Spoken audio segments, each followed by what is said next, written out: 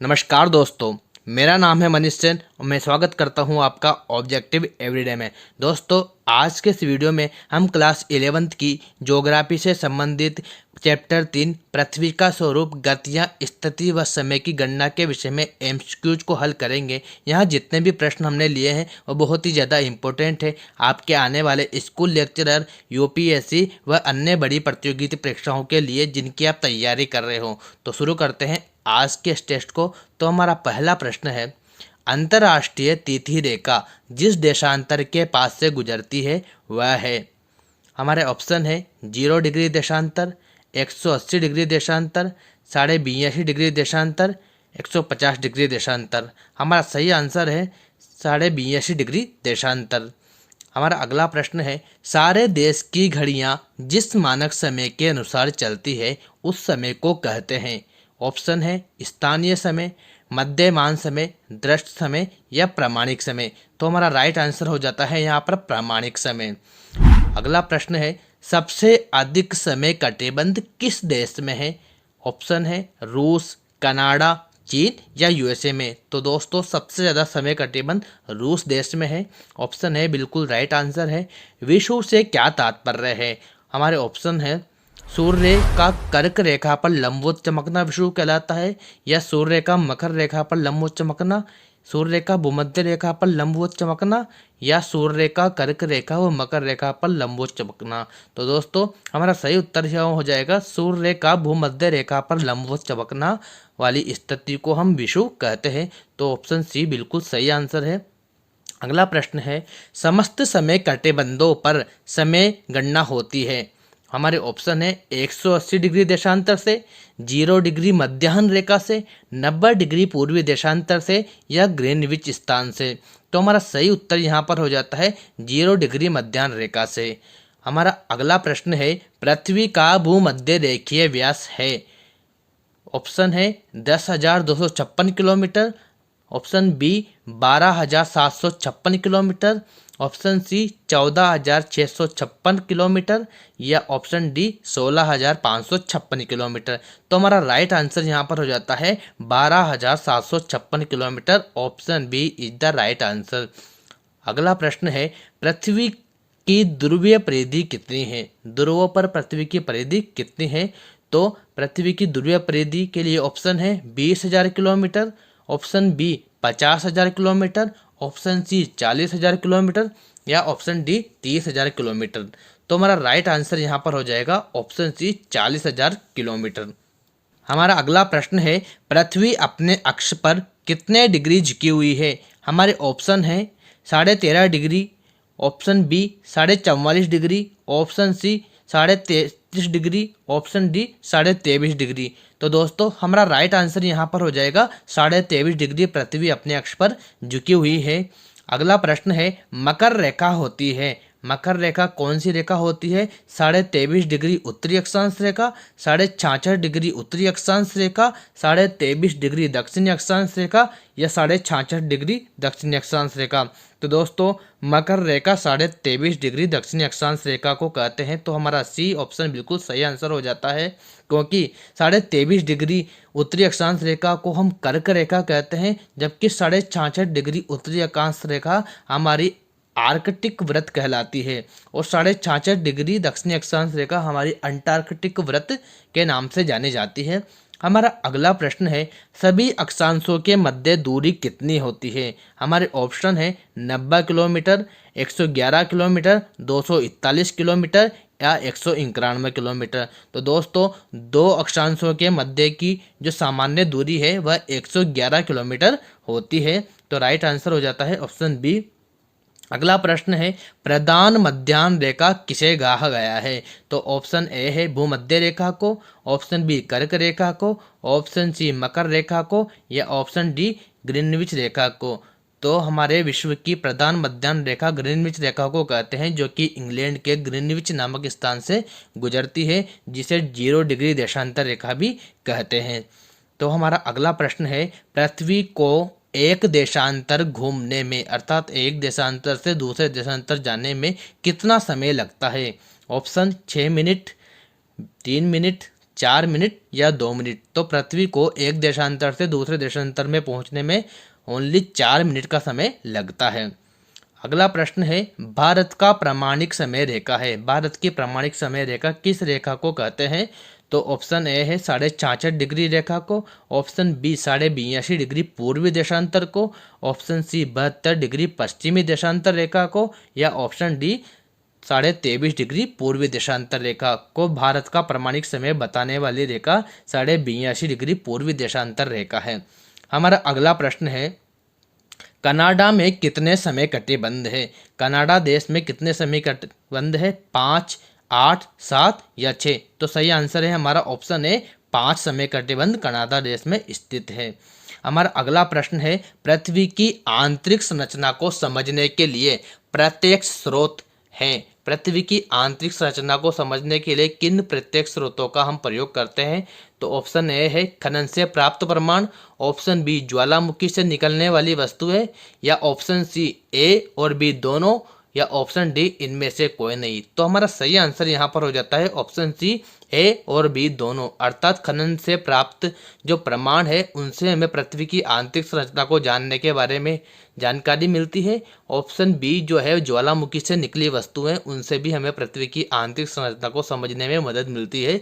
तो दोनों ए और बी अर्थात ऑप्शन सी बिल्कुल सही आंसर है। अगला प्रश्न है, पृथ्वी की आंतरिक संरचना को समझने के लिए अप्रत्यक्ष स्रोत हैं। ऐसे कौन से स्रोत हैं जिन्हें हम देख नहीं सकते? ऑप्शन ए है अंतरिक्ष से प्राप्त उल्कापिंड, ऑप्शन बी भूकंप संबंधी क्रिया, ऑप्शन सी गुरुत्वाकर्षण, या ऑप्शन डी उपरोक्त सभी। तो ऑप्शन डी उपरोक्त सभी यहाँ पर राइट आंसर हो जाएगा, क्योंकि सभी स्रोत अप्रत्यक्ष स्रोतों की गिनती में आते हैं। अगला प्रश्न है, निम्नलिखित में से कौन सी तरंगे पृथ्वी के क्रोड से गुजर सकती है? तो ऑप्शन ए पी तरंगे, ऑप्शन बी एस तरंगे, ऑप्शन सी एल तरंगे, या ऑप्शन डी इनमें से कोई नहीं। तो इसका आंसर हो जाएगा हमारा ऑप्शन ए पी तरंगे पृथ्वी के क्रोड से गुजर सकती हैं। हमारा अगला प्रश्न है, निम्नलिखित में से कौन सा भूगर्भ की जानकारी का प्रत्यक्ष स्रोत है? तो हमारा ऑप्शन है भूकंपीय तरंगे, ऑप्शन बी ज्वालामुखी, ऑप्शन सी गुरुत्वाकर्षण, या ऑप्शन डी उपरोक्त सभी। तो भूगर्भ की जानकारी का प्रत्यक्ष स्रोत एकमात्र ज्वालामुखी है हमारे पास इस ऑप्शन में है। तो सही आंसर हो जाएगा हमारा ज्वालामुखी। अगला प्रश्न है, निम्नलिखित में से कौन सा स्थल मंडल को वर्णित करता है? ए भूपटल व ऊपरी मेंटल, ऑप्शन बी है मेंटल व क्रोड, ऑप्शन सी भूपटल तथा क्रोड, या ऑप्शन डी इनमें से कोई नहीं। तो हमारा राइट आंसर हो जाता है भूपटल व मेंटल का ऊपरी भाग, जिसे हम ऊपरी मेंटल भी कहते हैं। हमारा सही आंसर है ऑप्शन ए। पृथ्वी के क्रोड पर कौन से दो पदार्थ पाए जाते हैं? तो पृथ्वी के क्रोड पर कौन से दो पदार्थ सर्वाधिक मात्रा में पाए जाते हैं? दोस्तों मैं आपको बता दूं, पृथ्वी की 3 परतों भागों में बांटा गया है, क्रस्ट, मेंटिल व क्रोड। जो पृथ्वी का सबसे अंदरूनी भाग है उसे हम क्रोड या कोर के नाम से जानते हैं। तो पृथ्वी के क्रोड पर कौन से दो पदार्थ पाए जाते हैं? लोहा और सोना, ऑप्शन बी तांबा और लोहा, ऑप्शन सी निकिल व लोहा, या केवल निकिल। तो हमारा राइट आंसर यहाँ पर हो जाता है निकिल व लोहा, क्योंकि निकिल व लोहा दोनों ही भारी धातुएं हैं और पृथ्वी के निर्माण के समय भारी धातुएं पृथ्वी के केंद्र में जमा हो गई थी। तो निकिल व लोहा बिल्कुल सही उत्तर है हमारा। निम्नलिखित में से पृथ्वी के किस भाग में घनत्व सर्वाधिक होता है? हमारा ऑप्शन है मेंटिल, ऑप्शन बी परपटी, ऑप्शन सी आंतरिक क्रोड, ऑप्शन डी इनमें से कोई नहीं। तो हमारा राइट आंसर है आंतरिक क्रोड में सबसे ज़्यादा घनत्व पाया जाता है पृथ्वी में। अगला प्रश्न है, पृथ्वी की त्रिज्या कितनी है? हमारे ऑप्शन है 5000 kilometre, option B 4000 kilometre, option C 1000 kilometre, या ऑप्शन डी 6370 किलोमीटर। तो हमारा सही आंसर हो जाता है ऑप्शन डी 6370 किलोमीटर पृथ्वी की त्रिज्या है। मानव द्वारा अब तक भूगर्भ में अधिकतम प्रवेदन कितना किया गया है? अधिकतम कितना खुदाई कर सकते हैं हम भूगर्भ में, कितने अंदर तक पहुंचा गया है? तो हमारे ऑप्शन है 11 किलोमीटर, ऑप्शन बी है 12 kilometre, option C 2 kilometre, option D 5 kilometre. तो हमारा राइट आंसर यहाँ पर हो जाता है ऑप्शन बी 12 किलोमीटर। मानव द्वारा अब तक भूगर्भ में अधिकतम प्रवेदन कहाँ किया गया है? सबसे ज़्यादा हमने जो खुदाई करी है सबसे अंदर जहाँ पर पहुँचे हैं वह किस स्थान पर पहुँचे हैं? मुंबई, बिहार, कोला या चेन्नई? तो हमारा सही उत्तर है यहाँ पर ऑप्शन सी, कोला में, जो कि अंटार्कटिका में पड़ता है। वहाँ पर सबसे अधिक प्रवेदन 12 किलोमीटर का हम कर पाए हैं। हमारा अगला प्रश्न है, भूकंप के अवकेंद्र के संदर्भ में कौन सा कथन सत्य है? तो हमारा ऑप्शन है, भूगर्भ का वह स्थान जहां से ऊर्जा निकलती है। ऑप्शन बी है, यहां से यह ऊर्जा अलग अलग स्थानों पर जाती है। ऑप्शन सी है, ए और कथन बी दोनों सही है। ऑप्शन डी है, इनमें से कोई नहीं। तो हमारा सही उत्तर है ऑप्शन सी, ए और बी दोनों। अर्थात अवकेंद्र उसे कहते हैं भूकंप का जहां पर भूगर्भ में वह स्थान जहां से ऊर्जा निकल रही हो और यहाँ से ये ऊर्जा चारों ओर विस्तृत हो रही हो, फैल रही हो। हमारा अगला प्रश्न है, भूकंपीय छाया क्षेत्र वे क्षेत्र है जहां, ऑप्शन ए है, जहां सबसे पहले भूकंपीय तरंगे आती हो। ऑप्शन बी है, जहां कोई भूकंपीय तरंगे अभिलेखित नहीं होती हो। ऑप्शन सी है, जहां सबसे कम भूकंपीय तरंगे आती हो। ऑप्शन डी है, उपरोक्त सभी। तो हमारा राइट आंसर हो जाता है ऑप्शन बी, भूकंपीय छाया क्षेत्र वह स्थान होता है जहां पर किसी भी प्रकार की भूकंपीय तरंगे प्रवेश नहीं कर पाती हो, अभिलेखित नहीं होती हो, उसे भूकंप छाया क्षेत्र कहते हैं जहां पर कोई भूकंप नहीं आता है। अगला प्रश्न है, भूकंप की तीव्रता को मापने के लिए किस स्केल या पैमाने का प्रयोग किया जाता है? हमारे ऑप्शन है, वेक्टर स्केल। ऑप्शन बी है, रिक्टर स्केल। ऑप्शन सी है, निक्टर स्केल। ऑप्शन डी है, इनमें से कोई नहीं। तो हमारा सही उत्तर है, रिक्टर स्केल भूकंप की तीव्रता को मापने के लिए प्रयोग किया जाता है। ऑप्शन बी बिल्कुल सही आंसर है। अगला प्रश्न है, महासागरों के नीचे भूपर्पटी की औसत मोटाई कितनी है? ऑप्शन ए है 50 kilometre. Option B 5 kilometre. Option C 80 kilometre. Option D है 1 किलोमीटर। तो हमारा सही उत्तर हो जाता है ऑप्शन बी 5 किलोमीटर। पृथ्वी के आंतरिक भाग मेंटल का ऊपरी भाग कहलाता है, डैश दिया हुआ है, क्या कहलाता है? तो ऑप्शन ए है परपटी।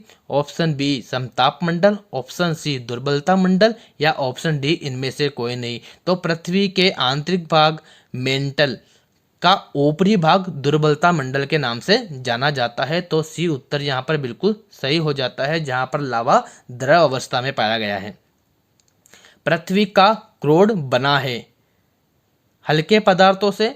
ऑप्शन बी है भारी पदार्थों से। ऑप्शन सी निकिल व लोहे से। ऑप्शन डी बी व सी दोनों। तो दोस्तों ऑप्शन डी बिल्कुल सटीक आंसर है, क्योंकि हम पहले पढ़ चुके हैं कि पृथ्वी के क्रोड में सर्वाधिक मात्रा में निकिल व लोहा ही पाया गया है और ये दोनों ही भारी पदार्थ हैं। तो डी बिल्कुल सही आंसर है। हमारा अगला प्रश्न है, वह यंत्र जिसके माध्यम से भूकंप की गति तथा तरंगे मापी जाती है कहलाता है? हमारे ऑप्शन है तरंग मापी। ऑप्शन बी है सिस्मोग्राफ। ऑप्शन सी है भूमापी। ऑप्शन डी इनमें से कोई नहीं। तो हमारा सही उत्तर यहाँ पर हो जाता है सिस्मोग्राफ। भूकंपीय तरंगों की गति मापने के लिए जिस यंत्र का प्रयोग किया जाता है उसे सिस्मोग्राफ कहते हैं।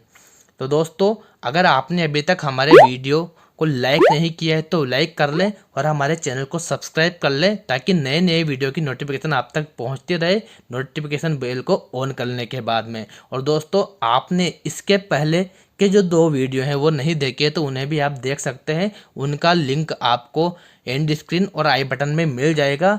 और अगर आपको इन सभी प्रश्नों की PDF चाहिए तो डिस्क्रिप्शन में इसका लिंक है, आप हमारे टेलीग्राम चैनल पर जाकर वहाँ से इसे डाउनलोड कर सकते हैं। तो दोस्तों वीडियो को ज़्यादा से ज़्यादा शेयर करें ताकि आपके दोस्तों की भी हेल्प हो सके। तो हमारा अगला प्रश्न है, ज्वालाखंडाश्म क्या है? ज्वालाखंडाश्म किसे कहते हैं, क्या है?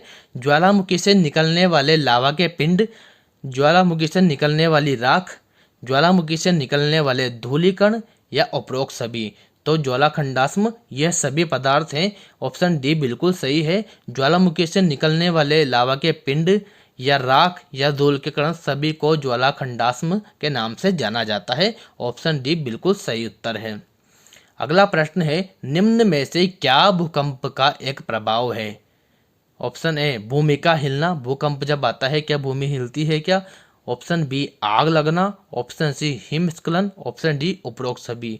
तो दोस्तों उपरोक्त सभी यहाँ पर बिल्कुल सही उत्तर हो जाता है, क्योंकि जब भूकंप आता है तो भूमि में कंपन उत्पन्न होता है, तो भूमि हिलती है और कई जगह किसी के घर्षण से, लकड़ी के घर्षण से आग लग जाती है, मानव बस्तियाँ जल जाती है, जंगल जल जाते हैं और हिम वाले क्षेत्रों में हिमस्खलन भी हो जाता है। तो सारे भूकंप के ही प्रभाव है। अगला प्रश्न है, ज्वालामुखी के प्रकार हैं। ज्वालामुखी के प्रकार सक्रिय ज्वालामुखी, प्रक्षुब्ध ज्वालामुखी, विलुप्त ज्वालामुखी या उपरोक्त सभी। तो ज्वालामुखी के प्रकार ये तीनों हैं ऊपर के, तो ऑप्शन डी बिल्कुल सही उत्तर है। ज्वालामुखी तीन प्रकार की होती है, सक्रिय, प्रक्षुब्ध और विलुप्त या सुषुप्त भी हम कह सकते हैं। निष्क्रिय ज्वालामुखी भी उसे हम कह सकते हैं। तो दोस्तों अगर आपने अभी तक हमारे चैनल को सब्सक्राइब नहीं किया है तो हमारे चैनल को सब्सक्राइब कर ले। ऑब्जेक्टिव एवरीडे को आप सब्सक्राइब करके नोटिफिकेशन बेल को ऑन कर ले, ताकि नए नए वीडियो की नोटिफिकेशन आप तक पहुंचती रहे। और दोस्तों अपने इस वीडियो को लाइक करके अपने दोस्तों के साथ शेयर करें, ताकि उनकी भी हेल्प हो।